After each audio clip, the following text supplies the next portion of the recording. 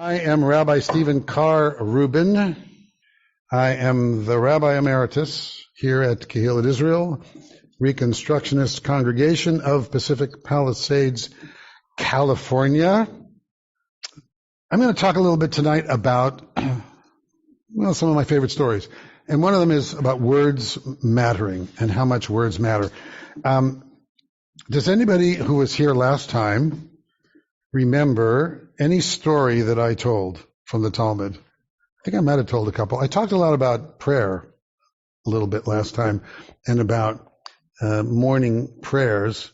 And so rather than answer the question I just asked, I'm going to say a prayer because we like to begin study moments with this prayer. Baruch atah Adonai Eloheinu melech haolam asher kidshanu b'mitzvotav v'tzivanu la'asok b'divrei Torah, which is the prayer that expresses gratitude for the opportunity to occupy ourselves with words of Torah. La'asok b'divrei Torah means to occupy ourselves with words of Torah. And we say that prayer in part before we have every Torah study to set a spiritual tone for what we're doing. And secondly, to, in a sense, remind us of the power of prayer, regardless of what your theology might be, which I'll talk about next time, or whatever you may think about God and godliness and God concepts, that in Judaism, the whole series of morning prayers and the one I just said, as far as I'm concerned, are fundamentally about gratitude. It's about a consciousness of gratitude and the power of ritual. Ritual often falls out of favor because people don't see the meaning of lots ancient rituals often. They say, oh, how does that relate to the modern world? To me, the power of ritual, like lighting candles on Friday night or saying a particular blessing at a particular moment, like the one I just said before we study, the power of ritual is to, number one, ground us, to remind us of the blessings that we have in our lives. And whenever we say, like we say a blessing over wine, we say a blessing over food, we say a blessing over study, we say a blessing over anything, it raises our sort of spiritual energy to connect with something beyond ourselves, which is in many ways for me what religion's all about. It's about not only creating a ground of values and ethics and a way of life. It's not only about creating community and a sense of belonging, which certainly is what Judaism is about,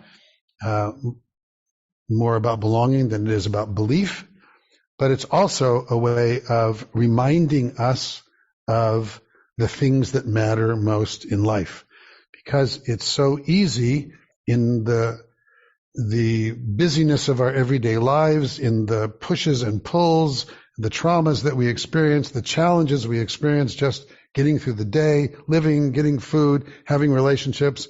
It's so easy to get so caught up in that you don't spend time taking a breath and thinking about what I would call higher issues of life than just survival. And that's what religion's about. It's to remind us, and that's the power of ritual, is that it reminds you of the things for which it's important to be grateful.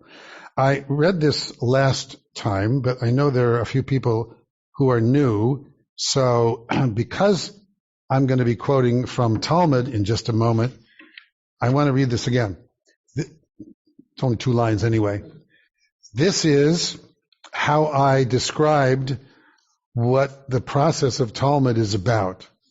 This is Talmud talk. So imagine this is what you were reading. Thomas Jefferson said to Abraham Lincoln, "I do not think that the framers of the Constitution had it in mind to prohibit slavery." To which Lincoln answered, "I can't conceive that they did not." At which point John Fitzgerald Kennedy interrupted, "Mr. Jefferson, you are correct in theory, but Mr. Lincoln, you are correct in practice." Now that rather silly dialogue that I just created, that included Jefferson from 17 whatever and Lincoln from 18 whatever and Kennedy from 19 whatever, wouldn't happen, obviously, but it happens in Talmud. That's what Talmud is. Talmud is one commentary on another commentary on another commentary, as if across hundreds of years and generations, all these rabbinic sages are having a conversation, an argument, a discussion with each other. That's what we do, and we do that. Any of you who regularly come to Torah study, that's pretty much what you're doing. Someone will say something, you'll read a section from Torah, which was written literally thousands of years ago, and then you'll add your own commentary, and then you'll discuss it. Maybe you'll discuss it right now, but if you then share what a traditional commentator said about it, suddenly you're having a conversation and dialogue across generations. And that's what the nature of the Talmud is, that which makes it so much fun. So, here, I may have mentioned last time, because I forget what I mentioned, since I'm a stream of consciousness talker, that there are two different kinds of conversations in the Talmud. There is halakha and agadah. Halakha is legal conversations. You should do this, you shouldn't do this, don't do that. And agadah is the schmoozing conversations and stories that the rabbis created and invented and made up and wrote in order to make a point. Some usually an ethical point or some other kind of point, or to illustrate what they meant and why you should follow the halakha, a particular rule. So, here's something, for example. In the book of Numbers, because, by the way, everything starts with Torah. Talmud starts with Torah. First you have Torah, then you have commentaries on Torah for a while. That's collected, becomes Mishnah, and then you have the Mishnah and commentaries on that, which after 500 years becomes 20 volumes of Talmud. So everything always goes back to something said in the Torah, even if it's really twisted to get there. So, in the book of Numbers, chapter 30, in case you wanted to look it up, in the book of Numbers, chapter 30, verse 3, it says something about the importance of keeping your word. It says it this way: if a householder makes a vow to God or takes an oath, imposing an obligation on himself, he shall not break his pledge. He must carry out all that has crossed his lips. Kind of a simple declaratory statement from the Torah, which says, if you make a promise, if you make a vow, you have to keep it. You have to keep your word. Words matter. There's no such thing in Jewish thought as mere words. Words are almost everything. How do you know what someone's thinking? By the words they say, or often by the actions that they perform as well. Words are so powerful that the whole world was created out of them, right? In the Torah, the very first beginning of Genesis, Bereshit bara Elohim et hashamayim v'et haaretz. In the beginning, God created the heavens and the earth. How does God create? By talking. Vayomer Adonai Elohim, and God said, let there be light. Eor, and there was light. And God said, let there be this, and there was that. God said, let the earth and the water separate, and the earth and the water separated. God said, let there be animals, and there's animals. God said. So from the very beginning of the Torah, we are taught the power of words, that words are creative, that words bring things into being. They certainly bring relationships into being. That's how we end up with relationships, by what you say to someone. You're interested in them. It's not going to work to create a relationship just by dancing around them. You got to speak. You got to have an intention. You have an authentic story that you tell that person about yourself and them and the relationship you want to have. And if they're so inclined, they'll talk back, and you'll end up with a relationship. It's all the power of words that creates. So, here's a story from the Talmud, from Midrash, actually. It's entitled, Who's the Thief? 3 angry men presented themselves in King Solomon's court. We know King Solomon, of course, not from the Torah, but from later writings, who in all of Jewish thought is always held up as the wisest, right? Solomon the wise. So, if you have a problem, you go to King Solomon because he's the wisest. He can always make a decision. 3 angry men show up, present themselves in King Solomon's court. Your Majesty, said the first, the 3 of us are business partners. I know this will never happen to any of you. We went together on a business trip with a large sum of money. The second picked up the story. Shortly before Shabbat, we hid the money in a pit we had dug, planning to dig it up right after Shabbat. They didn't want to carry around the money on Shabbat, so they dug a hole that they all knew where it was, and they hid the money. King Solomon, being King Solomon, listened attentively. But when we went for it, said the third, it was gone. No one knew about it except for us. One of us is a thief. My lord, I'd like for you to have each of us swear that he didn't steal the money. That way we can find out which of us is the thief, says one of the business partners. But King Solomon, being King Solomon, was in no hurry to make them swear anything. He knew that the man who stole the money would also lie and swear falsely. So how could he find out which of them was guilty? He said, come back tomorrow. Because he often said that in his stories. Come back tomorrow. So when the partners presented themselves the next day, King Solomon said, I can see that the 3 of you are very wise businessmen. So before we discuss your case, I would like your opinion about a different matter. King Solomon's flattery obviously worked well, and they waited eagerly to hear his problem and to share their own solution. So King Solomon told them the following story. A boy and a girl grew up together and swore to each other that when they were old enough, they would become husband and wife. At the very least, they decided they'd ask the other's permission before marrying anyone else. Made a vow to each other. Years passed. The girl, forgetting her oath, married someone else. Immediately after the wedding, she suddenly went, oi. That's Talmudic language for oops. She remembered her earlier commitment and told her husband about it. Oh, I made this vow to my childhood friend that either we would marry or I would ask his permission, and I forgot about it. He, her husband, being a noble guy, said, we cannot live as husband and wife until we find that boy and ask him to annul the vow that you swore to each other. Because it says in the Torah, if you make a vow, you have to keep it. And the only way you can get out of that is to have the person to whom you made the vow absolve you from having to keep the vow. So they took a bunch of money with them and set out to find her childhood friend. In fact, they found him, said King Solomon, and they offered to pay him in order to annul the vow.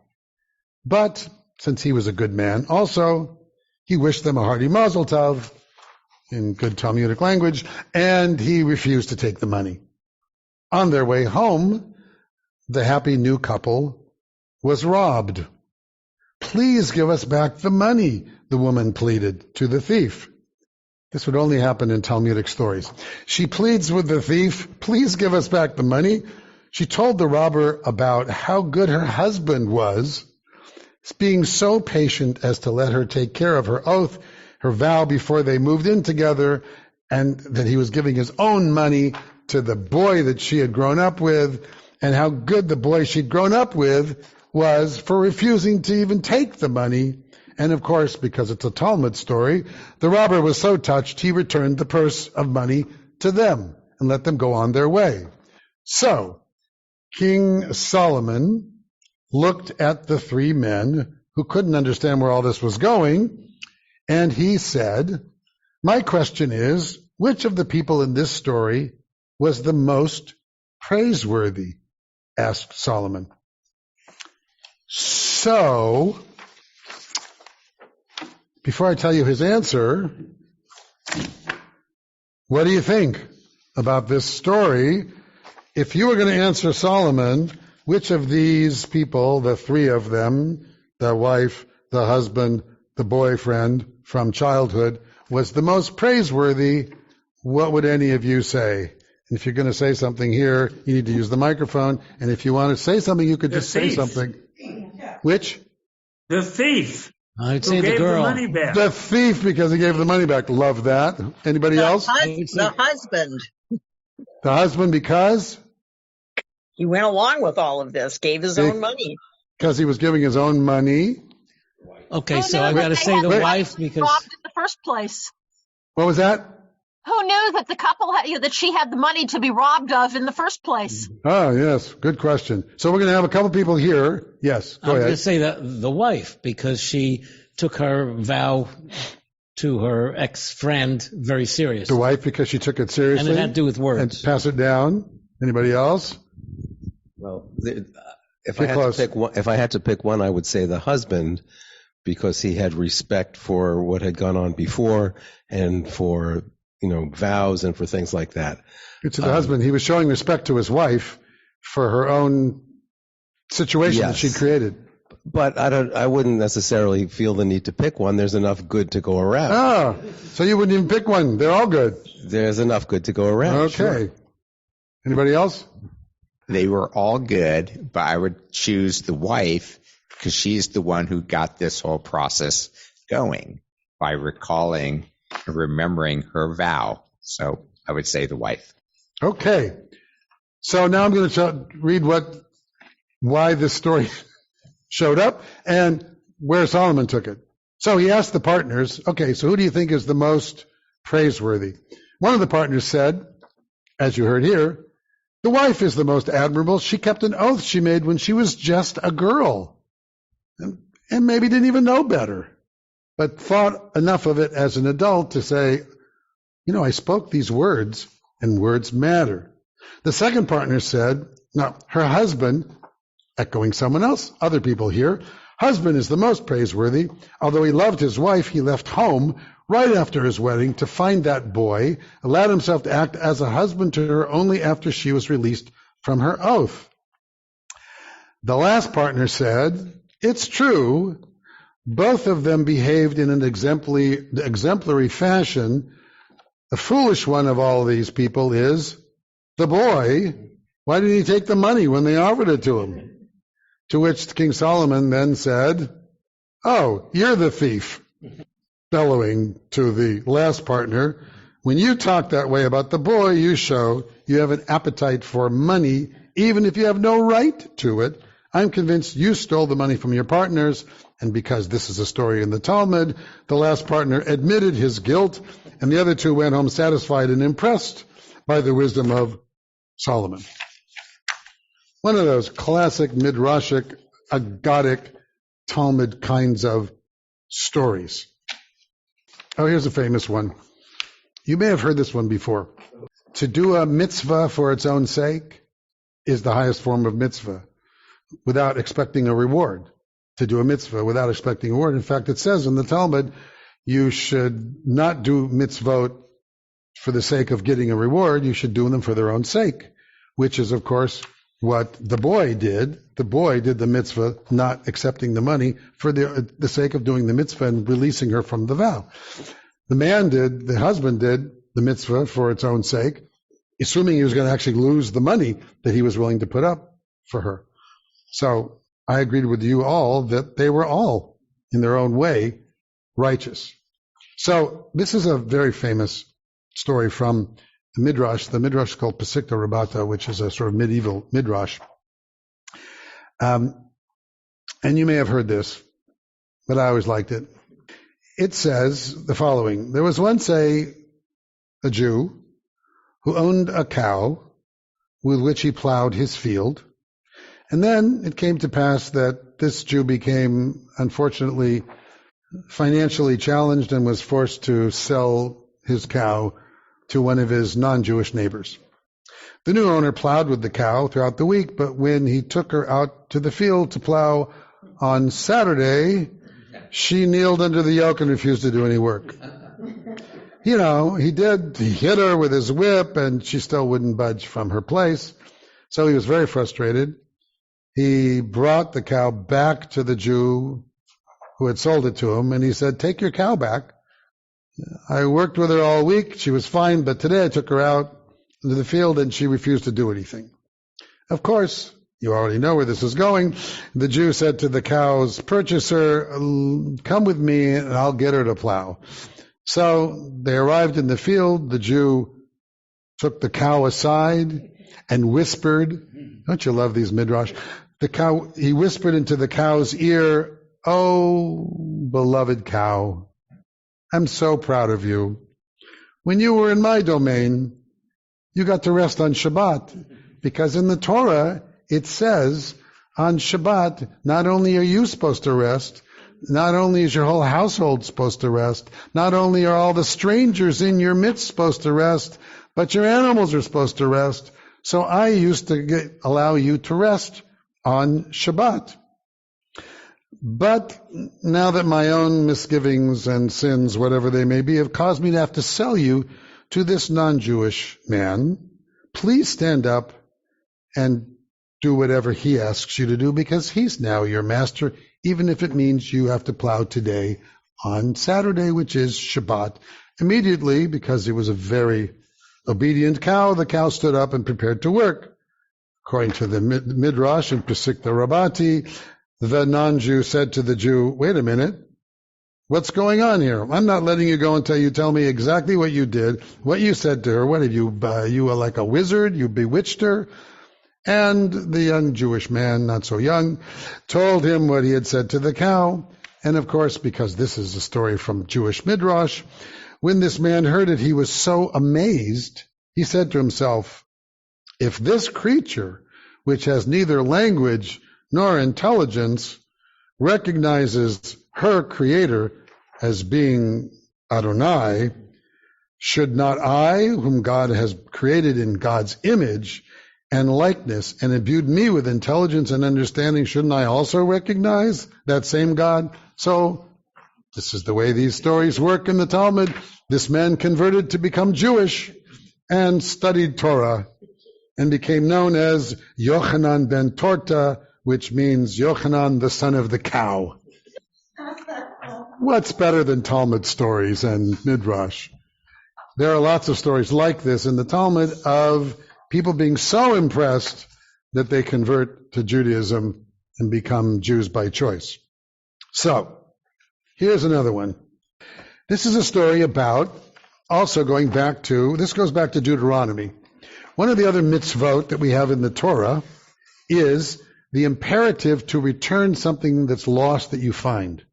Several times in the Torah, it has different versions of that mitzvah. Particularly in Deuteronomy chapter 22, it begins like this. It has a particular thing about it, an ox, because they had a lot of oxen. If you see your fellow Israelites' ox or sheep gone astray, don't ignore it, says the Torah. You must take it back to your peer. If your fellow Israelite does not live near you, or you do not know who the owner is, you shall bring it home, and it shall remain with you until your fellow Israelite comes to claim it. Then you have to give it back. In the meantime, you have to take care of it, keep it alive, and then give it back. You shall do the same with the person's garment or anything else that belongs to someone else that they lose and you find. You must not remain indifferent. You have to return it. It's a very powerful mitzvah because, after all, what's the human inclination? Oh, look, finders keepers. We even have a little ditty. Finders keepers, losers weepers. You want to say something, Bert? That clearly is your fellow Israelite. Did the rabbis ever get around to saying that applies also to non-Jews? Yes. The question is, yes, it's one thing if it's another Israelite and you want to keep it all in the family, but what about if you find something that belongs to a non-Jew? The Talmud numerous times says, here's what you have to do with Jews. Oh, and by the way, you have to do the same thing with non-Jews. Mipnei darchei shalom. That's usually the punchline. Mipnei darchei shalom, meaning for the sake of peace. For the sake of peace in the community, you have to treat non-Jews the same way. And they often point to something that the rabbis of this congregation and every congregation talk about all the time, which is More than any other thing in the Torah, it reminds us that we were strangers and we know the heart of the stranger, and therefore we're supposed to treat the stranger as the homeborn, which it says in the Torah 36 times. You're supposed to treat the stranger like the homeborn. So, a mitzvah that's good enough for the Jews, it's good enough for the non-Jews. So, here is a story about that, a Midrash, based on that Torah, that I just mentioned, based on this Deuteronomy 22. You ready? Love this story.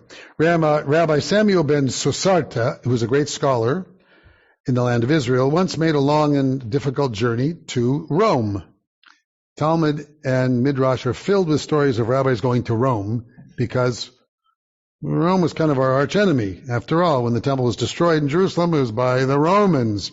So we have lots of stories in the Talmud of rabbis going to Rome and having interactions with important people, and for some reason always coming out on top of these stories, magically. So here's a story of Shmuel ben Sosarte. He went to Rome, and it's likely that he went there to intercede on behalf of his fellow Jews, Israelites, who were under the harsh rule of the Roman Empire at the time, for it was not unusual for leaders of the Jewish people to make those journeys whenever the need arose. Whatever his business in Rome was, a wonderful thing happened to him, according to the Midrash. Walking along the main thoroughfare in Rome, which led straight toward the royal palace at the time, Rabbi Samuel suddenly noticed a string of beautiful pearls lying on the road. He picked them up, he admired their beauty, and he put them in his pocket.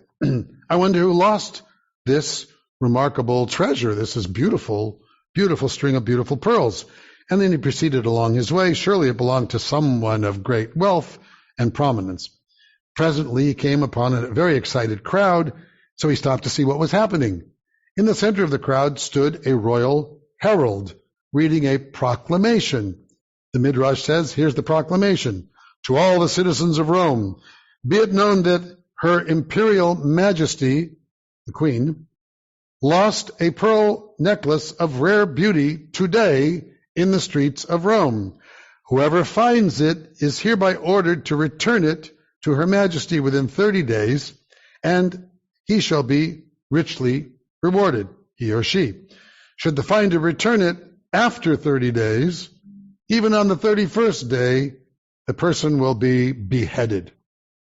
The proclamation was repeated several times while the growing crowd spoke excitedly about who would be the lucky person to find those pearls and be richly rewarded. What a rich reward that person would get.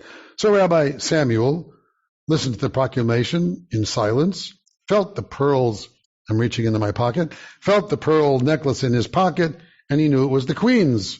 He also knew that a rich reward awaited him at the palace should he return the necklace in the good time between the next 30 days. But of course, he was in no hurry to return it at all. A day passed, and another, and many more. Every day he heard the royal heralds read the proclamation again and again, promising a reward to the finder or cruel death should he not return it within 30 days. The whole populace of Rome seemed seething with excitement. Everyone's running around looking for these pearls.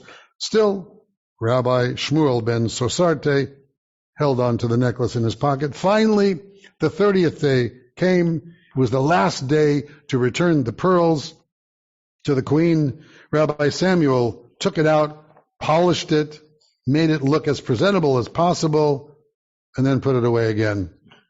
On the following day, early in the morning, immediately after he finished his morning prayers, because he was a rabbi after all, he went to the palace.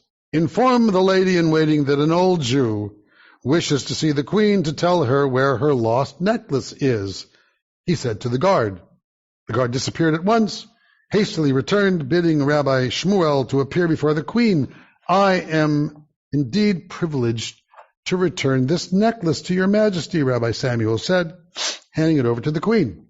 The Queen had already given up hope of ever seeing her beautiful necklace again, gasped with excitement as she beheld her most cherished treasure.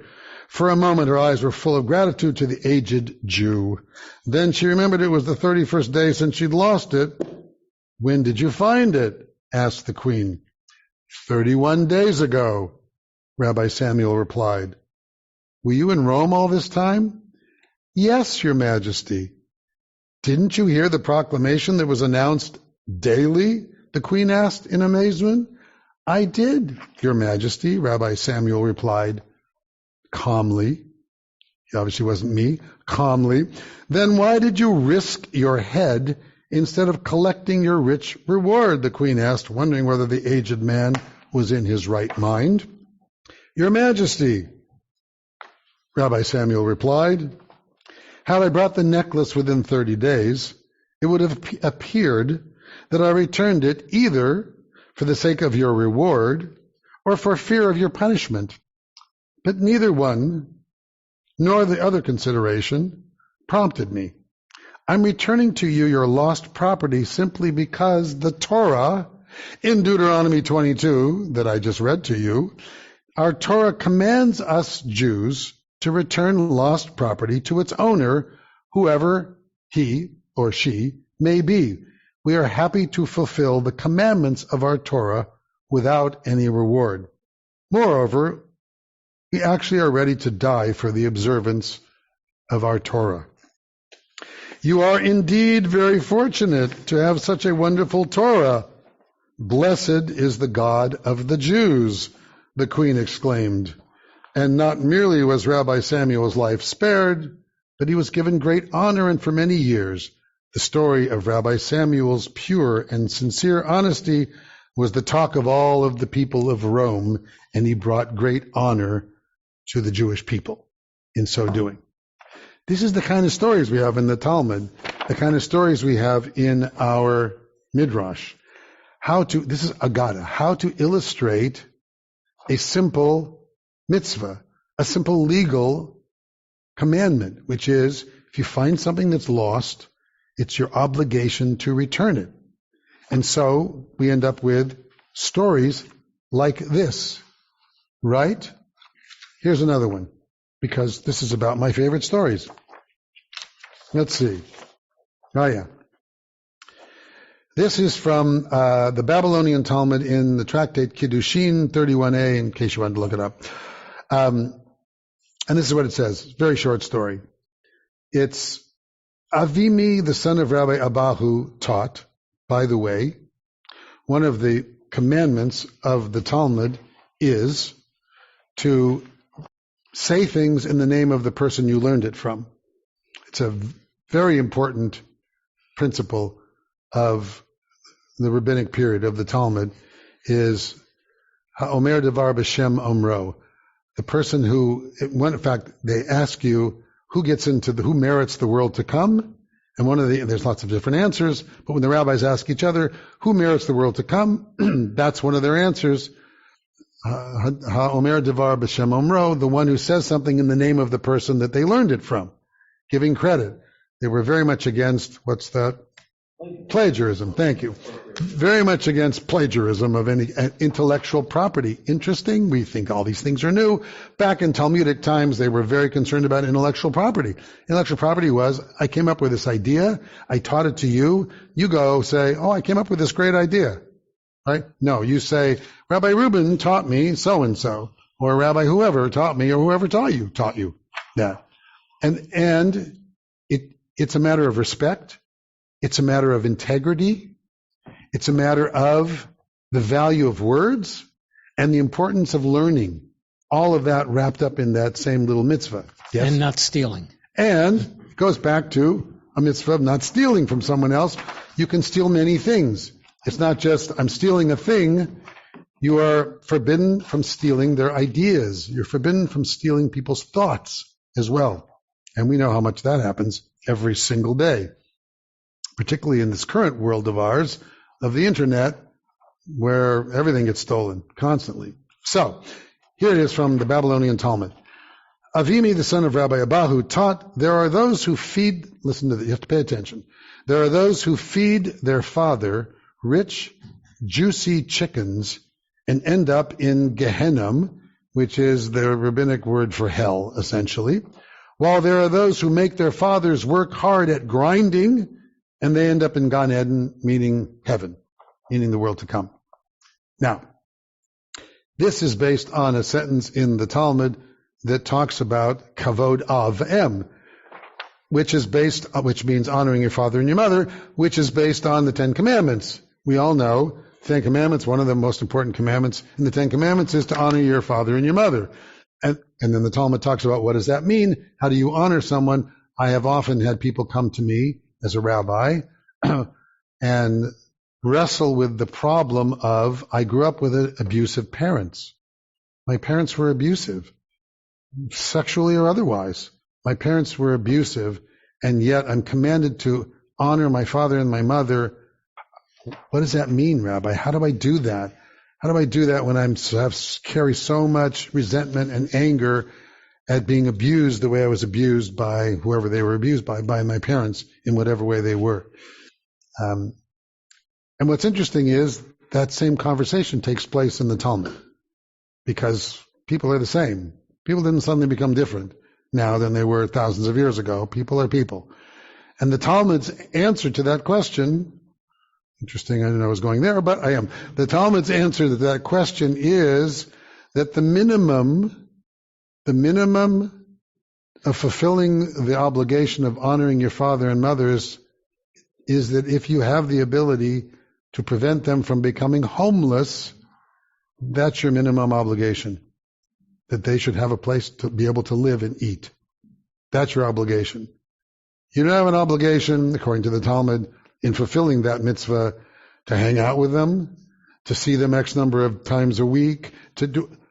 Your obligation is that they shouldn't go homeless if you have the opportunity to do that, even if they were abusive. In any event. So, based on the concept of honoring your father and your mother, this conundrum shows up in the Talmud. There are those who feed their father rich, juicy chickens and end up in Gehenna, in El, while there are those who make their fathers work hard at grinding and they end up in Gan Eden. Then rabbis always love to ask questions that they then know the answer to. So, they ask the question, how can a person who feeds his father rich, juicy chickens end up in Gehenna, when that would apparently be a good thing to do? And they give this answer. There was a man who fed his father fat, juicy chickens. One day his father asked him, my son, where do you get these? And he told his father, old man, eat and be quiet. Shut up, eat like the dogs. I'm giving you the food. Don't ask me. According to the rabbis, this is a person who fed his father well, but ended up in Gehenna because of how he treated his father. How can a person make his father work hard at grinding and end up in Gan Eden, in the world to come in heaven? This is their answer. There was a miller. Miller's mill. We still have millers, right? We have to have someone grinding our bread, right? There was a miller. The king sent orders for his elderly father to come work for him as a slave. Kings can do that. The man said, Father, come to my workplace and grind for me in my place while I go to work as a slave for the king.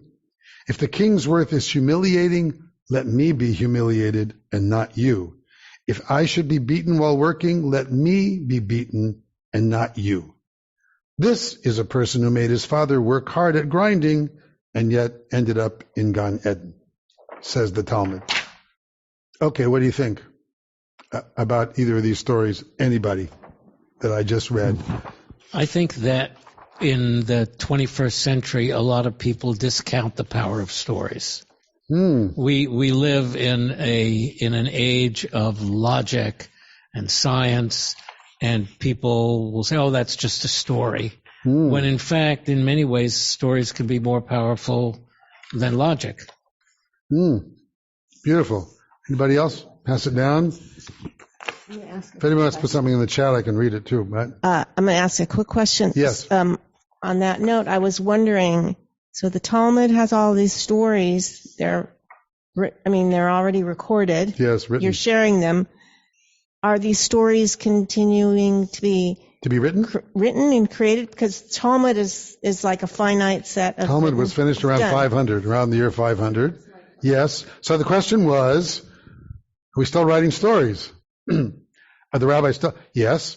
We have all of the subsequent rabbinic literature is contained in fact, Midrashic collections of Midrash, which are rabbinic stories, are themselves mostly post-Talmudic. They continue to be collected together, rabbi stories about the same kinds of issues. And throughout up till today, we have what's called responsa literature.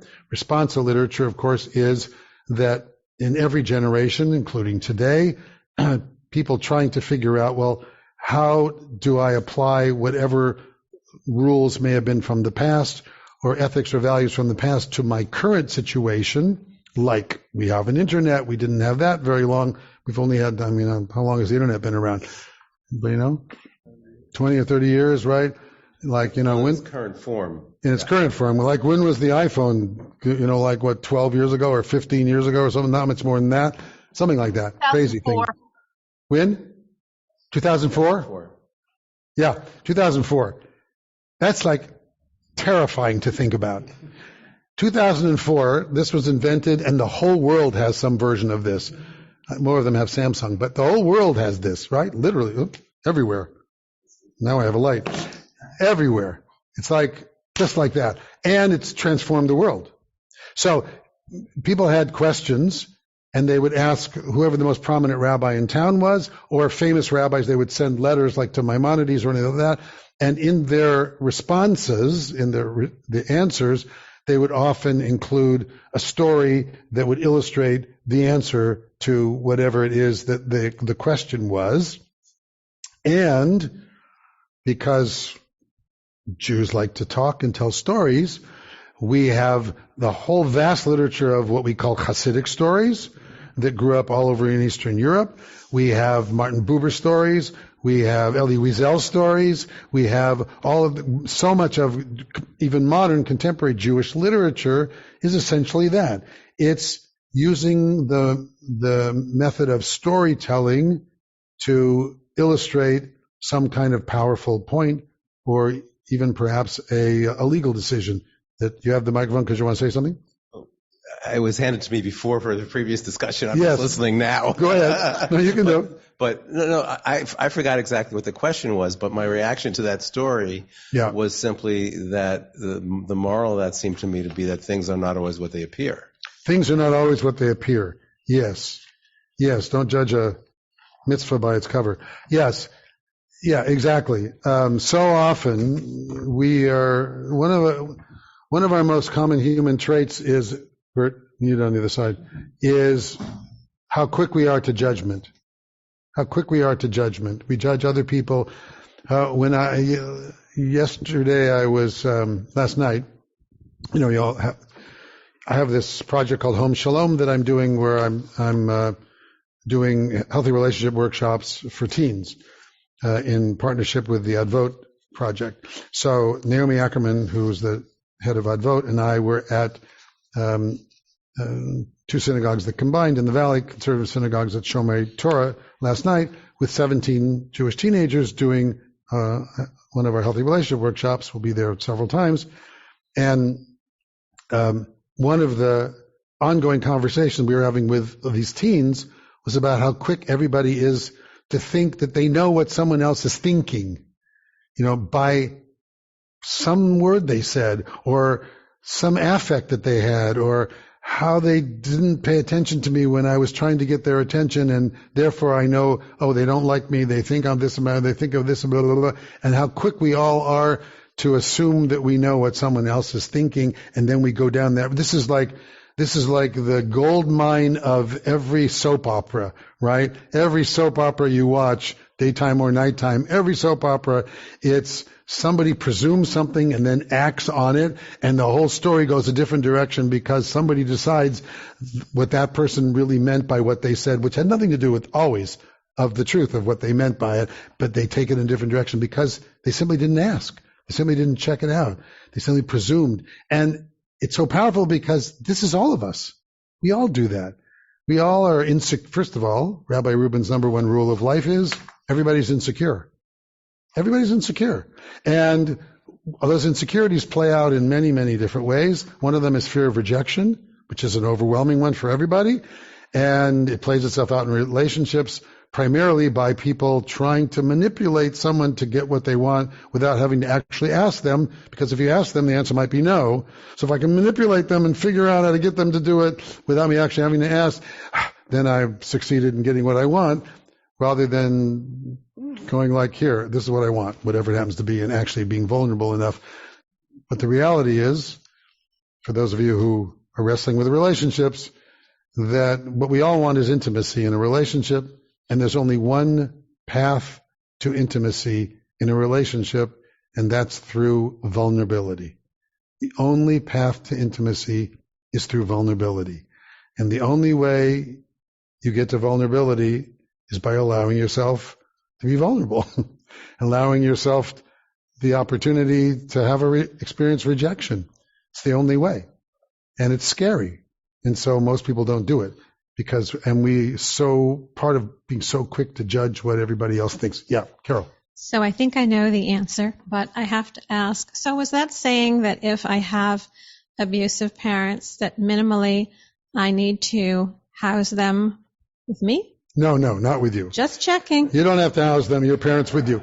Back to, do my parents have to live with me? No, but if you have what do they call those things in the backyard? An ADU? Yeah, if you have something, or now you can. No, your job is to not let them be homeless, whatever that takes. But no, you are under no obligation to live with them. Thank you. Yes, except for my daughter, who has to take care of me and have me live with her if I want to. But I was just also thinking, and I don't want to bring up all the icky stuff, but it seems like with all the icky stuff that's going on in the world, yeah, we need more storytelling. We need more storytelling, yes. The world has a lot of icky stuff in it. Rise of anti-Semitism. Should I say this? Let's see. For my birthday weekend last weekend, Dina and I went to a casino. Am I supposed to say that? Yeah. So we went to Yamava. It's a great casino if you want to go to some. It's the closest one here. No smoking. It's the best thing. Anyway, we went there for a couple of days. As we were driving home, on the 605, is that a freeway? 605. We were driving home on the 605, big billboard by the side of the road, and the billboard said, "Do you have armed guards at your church? I have them at my synagogue." Do you have armed guards at your church? I have to have them at my synagogue. It's part of a campaign of billboards that are throughout LA, acknowledging the reality of the rise of anti-Semitism. And it got me thinking, of course, about here. We have armed guards here, and about how amazing that is, thinking about growing up in Santa Monica, going to Beth Shalom Synagogue, 19th in California. Who would ever imagine that I would need to have armed guards at my synagogue? And I told this story, I don't think I told it here, somewhere, that that during Hanukkah, on the 3rd Street Promenade, they set up a menorah, and every night they invite a different synagogue to go and light it and say prayers and whatever. And we do it every year, and I've done it for years and years and years. So this year I also was the person representing KI on whatever night it was of Hanukkah on the 3rd Street Promenade, lighting the menorah. I brought my guitar. There were about 20 people there, maybe a little group, and it was night, so there were people walking by, and we had a little group, and we're lighting the menorah, and I'm singing songs. And as I'm standing there watching people go by and looking at this group, for the first time in my whole life, I was watching everybody go by, wondering if someone was going to throw something at me, yell something at me, or somehow attack what I was doing. For the first time. Maybe it was because the day before someone had scratched a swastika on the Chabad menorah in Beverly Hills, and that was in the news and I'd seen it, or just the context of America today, but it was the first time that I could ever remember literally being on edge, looking out, waiting to see if someone was going to somehow attack me for being a Jew, celebrating a Jewish holiday on the 3rd Street Promenade. Broke my heart that I was thinking that way. So that's the reality. So I watched the time. One final quick. Oh, yeah, go ahead. Oh, I was just going to say, I love Talmud so much because the stories are so thoughtful and thought-provoking, and they really all go back to what you said at the beginning, how important words are. Yes. Words matter. Yes, and we throw words around often forgetting how powerful they can be, Okay, so I have a couple of minutes. I don't think I read this one last time. If I did, too bad. It's hard for me to remember what I do. I should write it down. So, this is a quick one. Because I'm going to end in a minute, about the punchline is everything God does, God is for good. This is how rabbis think. What can I tell you? Everything God does is for good. So, which is back to you shouldn't judge a book by its cover. You can't always judge what you see. It's not always that way. So, in the Gemara, in Kiddushin, also, it tells this story as an example of everything God does is always for the good. When Rabbi Akiva was walking along the road, he came to a certain city. He inquired about lodging for the night, but they didn't have any for him. Nobody would put him up. He was a rabbi, a little anti-Semitism. Nobody would give him a room to stay in. So he said, it's okay. Gamzu latova. This is popular statement from the Talmud. Gamzu latova. This too is for the good. He says everything God does is for the best. So he went out and he slept in the field. And he had with him, while he was traveling, a rooster, a donkey, and a candle. Unfortunately, a gust of wind came and extinguished the candle. So he then suddenly was in the dark, but he said, Gamzu latova, everything that God does for the best. That night, an army came and took the city into captivity. It turned out that Rabbi Akiva alone, who was not in the city and had no lit candle, sorry, I knew I skipped something. This wasn't making sense. So a gust of wind came and extinguished the candle, and then a cat came and ate the rooster, and then a lion came and ate the donkey. Otherwise the story doesn't make sense. Then he said everything that God does is for the good. That night, an army came, took the city. Turned out Rabbi Akiva, alone, was not in the city and had no lit candle and no noisy rooster and no donkey to give away his location, and so his life was saved. He said to his students, this was part of a lesson in the Talmud, didn't I tell you, Gamzu latova, everything God does for the good. I know that's the silliest story of them all, but I always liked it. So, here's the story. Thank you all for coming tonight. And this is February. I have another one in March. I have another one in April. And I am making a note that I'm going to find some stories about theology and God, even though that was one, as a little taste. And some other fun stories from Talmud and Midrash that are my favorites. And some of you live here in this city, and some of you I see are from far away. So thank you all for being here, and I will see you the next time.